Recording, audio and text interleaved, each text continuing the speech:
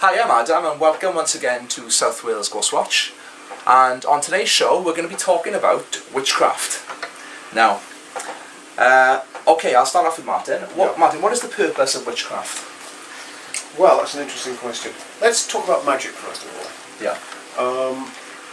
Well, let's talk about how magic operates. Right. Magic operates in many ways.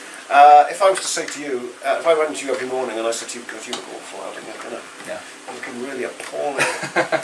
Yeah. If I said that to you every day, for a week, a fortnight, you'd start to feel that. You'd start to feel under the weather. Somebody once defined magic as the art of changing consciousness according to will. So if you like, it's a different way of seeing and a different way of seeing connections in the world. Yeah. Now there are many ways to change consciousness in the world. Yeah. So traditional witchcraft is one way to do that. It's very much tied into nature. It's very much tied in to the idea of our role in nature, and it's tied into the idea of what we call sympathetic magic. Yeah. That an event, that something like a buttercup, if shone on the face, produces money because that's the same colour of gold. Didn't ancient people, depictions of, I think they found that in cave paintings where people would draw, a large animal being felled, with spears. It wasn't after the event, it was actually before the event. They were doing that in the hope that it would actually bring it about. So, which is sympathetic magic. Sympathetic magic. So if a group of people were looking for the supreme boar or deer, they would imagine what the deer would look like. Yeah? They would dance like a deer would move. They would imagine how the deer would taste. They would they would visualise the sounds of the deer. So that they're priming themselves exactly, to get out, and find the creature they want, So it's like, it's basically today, it's a bit like, if you think positively and decide what exactly you want, in which clear ways you want it, through hearing, seeing, touching, tasting, smelling, then it makes more likely that when you see the opportunity, you grasp it. So that's magic. And there can be positive and negative magic. The point is that magic by itself, witchcraft by itself, is a technology that operates in the world. It's neither good nor bad. It can be used in good or bad ways. So the link with witchcraft is about how it is used. You could even argue that a group of people praying together, sending healing, is a form of magic. You could, but we're not used to seeing it in that way. And it's practiced a lot nowadays with magic, shamanism, and and things like spiritual healing and folk medicine. Things like that. That's right. Okay, so what can you tell me about the Wicca traditions? Well, okay, that's an interesting one. Do you want to make some comment on that? Of course. Wicca comes from the Anglo-Saxon word for wise person. The idea of being wise is the idea of understanding how the world works. Now, there would be a difference between traditional Celtic, if you like, witches or Anglo-Saxon witches. But they would all use things in the same way. The tradition is that you basically would say the world is a sacred place. Do as you would be done by. And probably stresses the vital role of male and female in nature, of procreation. And that's not being anti-gay. It's the idea of a positive and a negative, a creative. And I'm not necessarily linking positive or negative with male or female or whatever. I'm saying that's what's happening there. So the idea that all things are natural, that we should celebrate the circle of life, that we should understand how the world works. That's how and each culture will have a witchcraft, if you like, based around that. Now, as I mentioned, when we became a Christian society, the idea of other beliefs was that Christianity was right and everybody else was wrong. So a lot of these folk beliefs went quiet into the countryside. Yeah. So that what you actually had was groups of people remembering the old ways, but they might have been herbalists. They might have, And I think particularly in Wales, it went away less than anywhere else. Now, witchcraft as such hid away silently, quietly, through what the pagans called the burning times, when they were sought out. Possibly because when the church in the 16th century discovered how thinly Christianised Europe was, they panicked and found witchcraft and sought witchcraft everywhere. It went quiet. There were families who kept the tradition alive and passed on their tradition through the family. There were people who met together in groups and celebrated it. And it's not until 1951 when the Witchcraft Act was actually abolished. The last witchcraft trial was actually in 1944. I mean, is it a fear thing more than anything else? I mean, do Christians fear witchcraft in some way? They think they mistake it for devil worship. But there's a very simple difference between witchcraft and Satan worship. You can only be a Satanist if you were first a Christian and went over to the dark side. A bit like Luke Skywalker's father, a bit like Darth Vader. He was a brilliant follower of the light till he went over to the dark side. Pagans, witches would not even consider there was a devil. Okay. And since 51, we have had the emergence of many witchcraft groups into more of a open, more of a faith that celebrates the equality of men and women, of the value of nature, of ways of empowering yourself. So I mean, that's a quick gallop through that. I mean, obviously everyone's familiar with the famous film. Yes. With the Wicker Man. Yes. Is that? I mean, would that have actually happened in the sense that the Wicker Men that would have been erected, there would have been people burnt in them? Do you think? Well, what we know is that the Wicker Men were not actually designed to burn people. What they represented was a death of the old person and a birth of a new person. And a person would frequently be seen to go into them, but there would be a small chamber underneath the Wicker Man where they would be safe. So it was a symbolic burning of the old self. Something I found, which is very interesting, just psychologically speaking, is that I often talk to people about this film, and it's quite surprised a number of people who are quite think nothing of. I know it's just a film, but the fact this gentleman who's gone there to save this young girl is burned to death. There's quite a lot of people who are indifferent to it. I'm one of the people that always felt very sorry for him. You see, and but was sort of sympathetic to him. But generally speaking, I mean, it tells you a lot about people. Perhaps most people, seem to on the side of the Martin are on the side of the Summer Islanders, were burning them. I just found that very interesting. I think what's interesting, I think the reason I sympathise with the Summer Islanders, not actual burners. The idea is very simple. The Edward Woodward character goes to the island with the assumption that he's right and they're wrong. That's true. That the methods of the Summer Islanders are wrong. And he, I can't find very strangely, refuses the sexual approaches of Britt Eklund. Now, I personally think quite humorously, anybody who obviously, there's a bit of superiority there from Edward Woodward, and he's lured in. He's a representative of the state. He came willingly. And he was king for the day.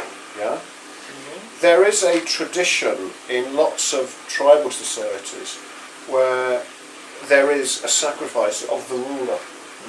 Yeah, and I mean sacrifice in the sense that symbolically they lay down their life. Yes, and it's a very difficult idea. I mean, the basis of Christianity, effectively, is that somebody died for sins. Yeah, yeah. So it's a bit more complicated. What disturbs me far more than that 1970s version of The Wicker Man is the Nicolas Cage version, the new version. I haven't seen that. Where it's an island run entirely by women and men have had their tongues cut out. Should burn everyone in that film. It's terrible. So, you know, I think it's a film that causes a lot of controversy. Could it, just, I mean, because, you know, culture is important. Would you say that the 73 film is accurate in the way it portrays it portrays witchcraft belief? there aren't sacrifices these days, but in the sense of seeing the world as a celebration of nature, of respecting the growing things, of a healthy attitude to sexuality, is far more there in that. I think that the production of The Wicker Man had to feed a cultural design of nudity, attractive young women, people having really nice times in pubs, far from the city. It was the hippie generation. The hippie generation, It's a fascinating film, and there is a classic where they've reconstructed the director's cut. There is a quote in the film from Walt Whitman, the transcendentalist poet of American of the American 1860s, where he says, "I think I could turn and live with animals. They do not cling in the dark, talking about their honour to God. They just celebrate themselves as a being. And I think that's probably what the film is about.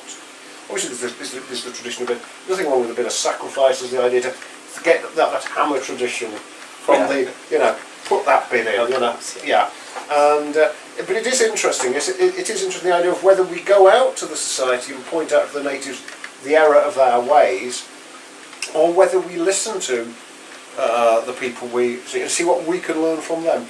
I dare say that the best one is a mixture of both. Do you think with modern witchcraft then it's less about sacrificing and more about embracing nature? Do you agree with that ideally? I think there's in terms of how modern witchcraft fits into the modern world. I think what I've found, I've met people from the Green Party, and some of them are pagans, and I suspect may be involved witchcraft, but they're embarrassed to say they're involved perhaps in witchcraft because there's connotations, and they're not evil people, they're not harming anybody, but there's that affinity with nature, I think, but a belief in ideas which probably predate Christianity. There's a magical element as well, and some no doubt believe if they cast a certain spell or whatever that is, that will have an effect. I don't know whether it does or not. There's some evidence that it does work. Certainly with voodoo, which is a separate issue, there's quite a lot of evidence that actually works. But does that go on in witchcraft as well, voodoo? Is that something? Well, voodoo is a separate. Voodoo is a unique mixture of traditional folk religion and Christianity. The voodoo gods the voodoo gods are able to masquerade behind the saints. Or the saints masquerade behind the voodoo gods. And there is a left hand, a right hand, and a middle path. And the idea is that it's a technology that can help you. It can be neutral and whatever. And the idea is people often mistake, they say voodoo, witchcraft, The real difference, if we think of that Scottish play, Macbeth, is that the traditional three witches are folk magicians, They're concerned with nature.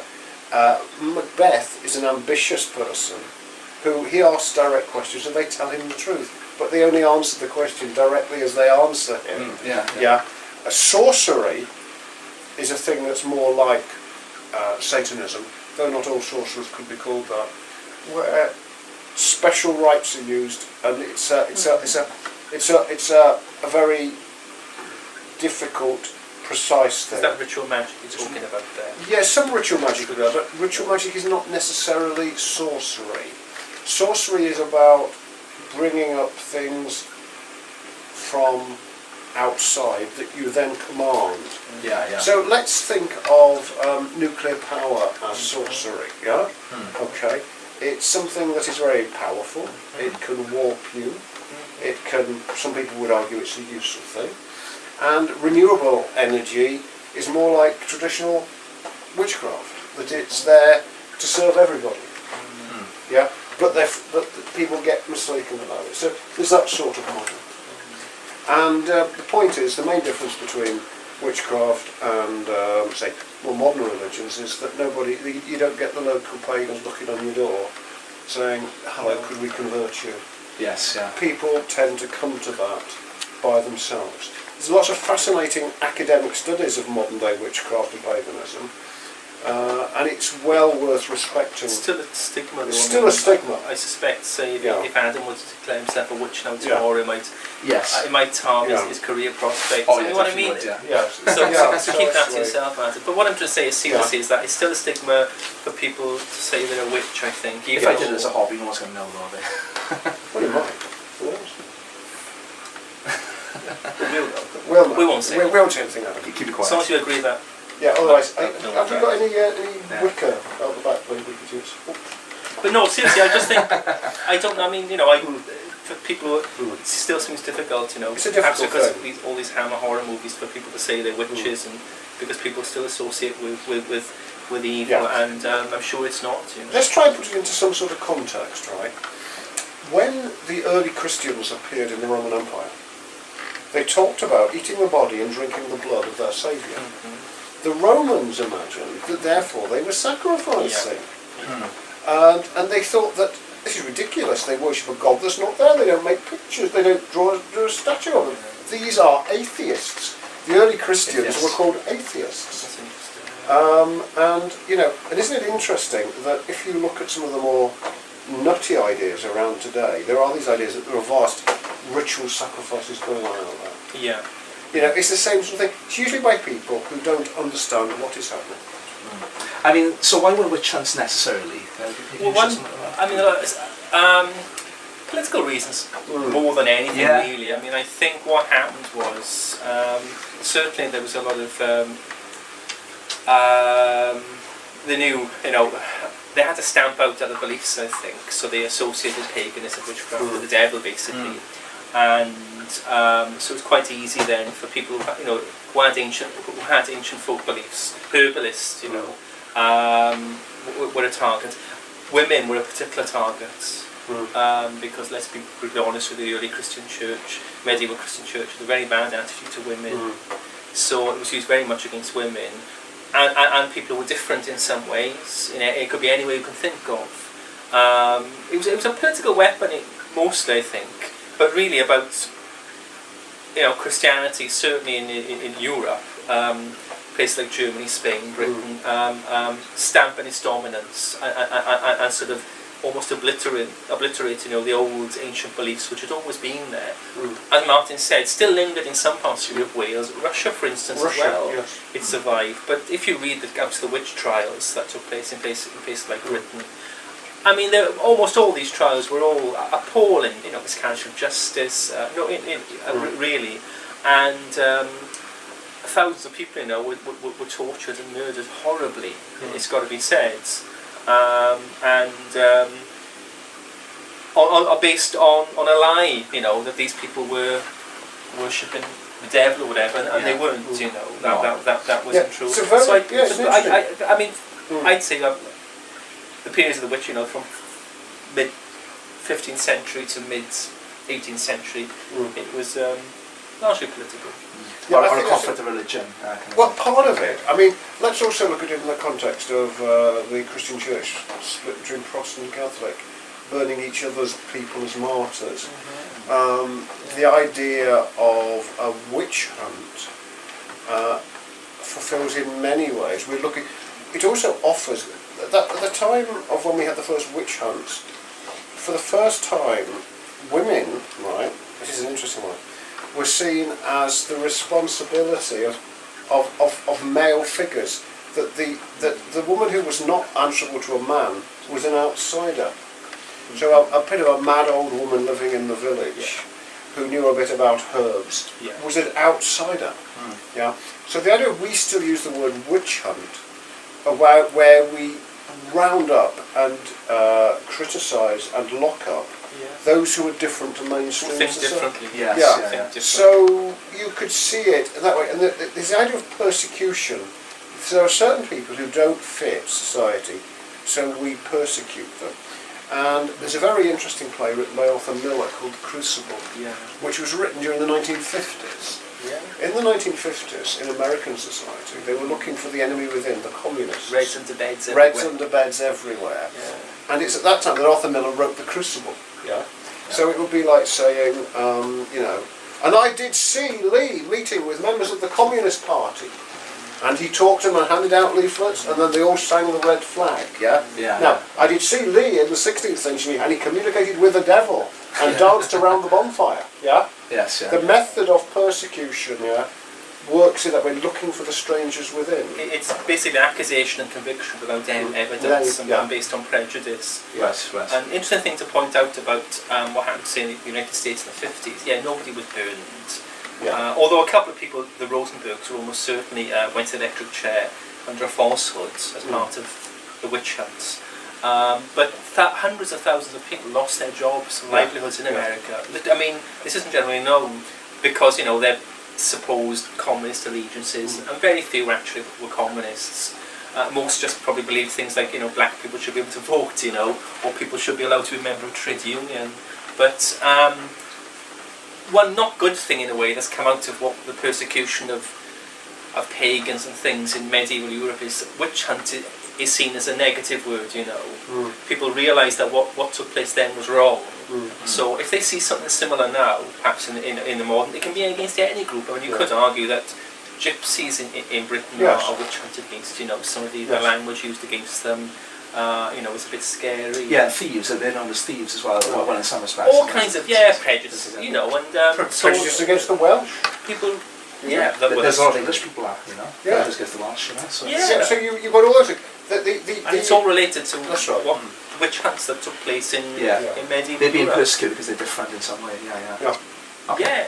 Just one... for people who haven't seen it, there's a very good film called Witchfinder General, which I'd actually urge people to have a look at because it's quite an accurate depiction. Is that with Vincent Price? Yeah, I haven't seen that. And it's very faithful to the sort of he plays this real historical figure called Matthew Hopkins, who's a complete charlatan. But it's quite an accurate depiction of what was taking place in Britain in the I think the 17th century. Okay. Yeah. I mean, if you look up in modern American society, that sort of happens as well, doesn't it? Where people who are different are not exactly, particularly in the say, more southern states. The idea of being so this idea of looking for the odd, the different, is something. Emily Dickinson, the poet, said, "Witchcraft is hung in history, but all around us we can see witchcraft every day." Yeah. The idea is that there is always somebody to persecute who is a threat. Christians, Jews, Freemasons, communists, pagans, liberals, anybody who's different to mainstream society is prone to be persecuted or seen as a threat. And while there may be conspiracies in each of those groups at particular times, it doesn't mean that all people who follow a particular, So what can you tell me about other witchcraft practices, such as the fairy tradition? Shall I do it that way? Yes, of course. The fairy tradition, right. Fairies don't look like Tinkerbell. They don't wear pink tutus. Fairy is a radical nature spirit. The Seelie Court is a race of beings that exist around in nature through an alternative reality. Where they exist, they are traditionally seen. Some people have argued that the fairies were the ancient Celts or the ancient Irish, who had a different sort of belief. Others see the fairies as nature spirits that are associated with woodlands and lakes and whatever. A fairy tradition within witchcraft would be a recognition of that tradition, that there are individuals who guard, protect, and are the traditional guardians of nature. On Gower, we traditionally have a fairy castle. Yeah. And also we have the idea in Arthurian myth of the links between fairy and Arthurian court. Though some people have seen that as a sort of an acceptance of the between the Christians and the pre-Christians, the pagans or the traditional pre-Christian religion. Yeah. Others have seen the fairy tradition as connected with UFO abduction. Thomas the Rhymer fell asleep and was taken off to fairyland. Okay. And you might see a tradition like that. But it's always interesting how in a lot of fairy traditions men get carried away by pretty women. UFO abduction. And pretty women as well. And pretty women as well. The church, there's lots of interesting legends where fairies are seen not to have souls because they're not, they are permanently excluded from heaven. Yeah. And that's an interesting idea, that the fairy tradition is that we are firmly rooted in nature, that it's something that, so that a witchcraft tradition based around the fairies would be that they are there as the guardians.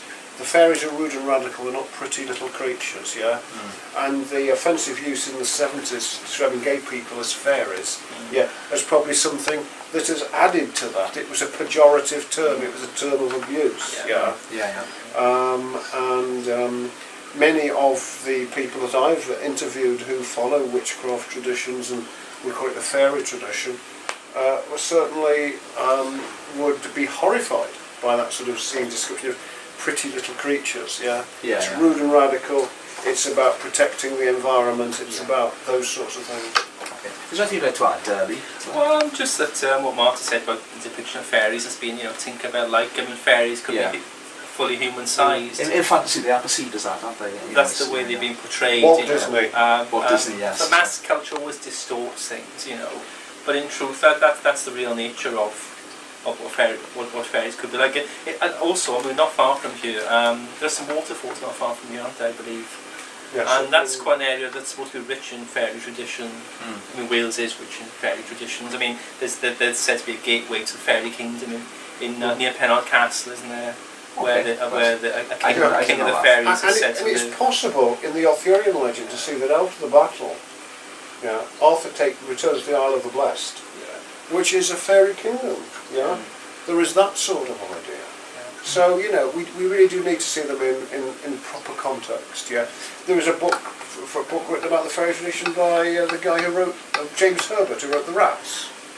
And what's the interesting point is that even though Tinker Bell in Peter Pan is shown as a pretty little figure, you still have the sexual innuendo because of the very womanly figure that she has, although it's only about 6 inches high.